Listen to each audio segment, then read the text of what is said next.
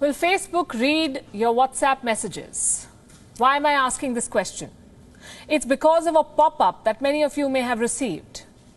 Let me show you what the message looked like. Did you get this on your WhatsApp? It says, WhatsApp is updating its terms and privacy policy. And right at the bottom, there is a button to accept the new terms. Now, most people would just go ahead and accept it, press that button. They will not bother reading what WhatsApp is changing under the hood. And I don't blame them. We've all been there. These privacy notes, often drafted by lawyers, are very hard to understand. Plus, you don't really have a choice if you want to stay on the platform. They'll keep popping up and blocking your way until you accept. So you do. It's the easier thing to do. But this time, you must know what you're signing up for. Facebook is changing WhatsApp as you know it. And you should know what this means for you. The new rules will kick in next month, and if you don't accept this new policy, you will have to delete the app. So either play along or leave WhatsApp. I'm not saying this, WhatsApp is. There's a warning attached right at the bottom of the message. This is like placing a gun to your head. So before you accept, here is what you need to know. WhatsApp plans to gather more data about you. Does that mean reading your messages? Well, not yet. At least they haven't said it. But they've devised other ways to intrude in your life. Let me show you what the new privacy policy will allow Facebook to do. It will be able to gather a lot more information about you, your account information, which in this case means your phone number, your address book information, so all your contacts, your status information. This could be messages like available or busy that go right below your profile. That's your status. All the data on your transactions and payments, that's because this will be linked to their new feature, WhatsApp Payments. So they'll be able to track all your payments, all your transactions, and customer support communications. This could be messages you exchange with a business on WhatsApp. Facebook will be able to access all of this from your phone. And we are not done yet. There is more information about you that WhatsApp could collect with these changes, this new policy, like data about your usage, the kind of phone you use, even your location. So what kind of financial data does WhatsApp want?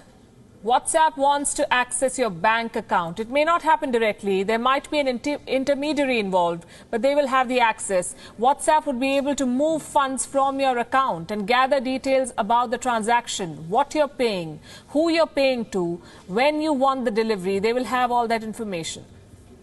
Basically, Facebook wants to know how and where you spend your money. In specific circumstances, WhatsApp can collect data on messages too. Like when a message has not been delivered, WhatsApp can keep the message in encrypted form for 30 days. As it tries to deliver it, after that, the message will be deleted. Similarly, when you forward a message with media, like a message with a video or photos, WhatsApp says it can temporarily keep the message on its servers. So while WhatsApp may not technically be reading your encrypted chats with friends and family, it can still know a lot about you. And all that information can potentially be used to create your unique profile. Your habits, your preferences, your transactions, that will be part of your profile. Then this profile goes to Facebook. Facebook can share this information with other companies. Why do they want this information? Because Facebook is trying to make money from WhatsApp.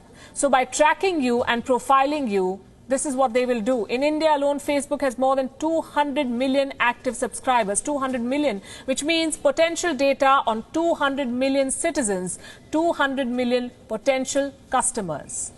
Which business wouldn't want this?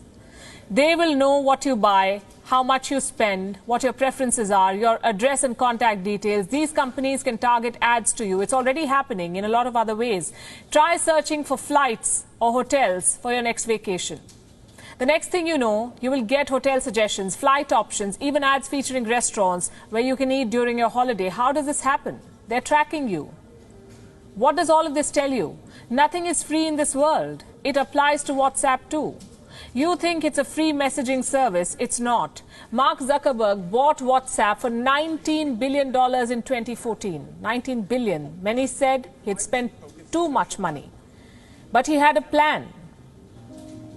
Did you know that Facebook makes 99% of its revenue from advertising? That's according to one report. Imagine how much more it can make with targeted ads.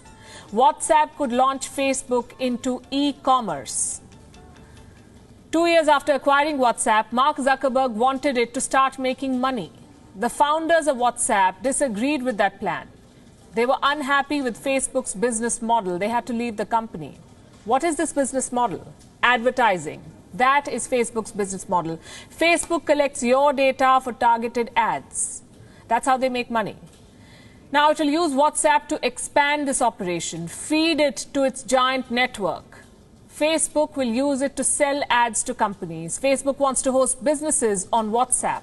So you may see an ad on Facebook or Instagram and potentially end up buying that same product through WhatsApp. That's their plan. WION is now available in your country. Download the app now and get all the news on the move.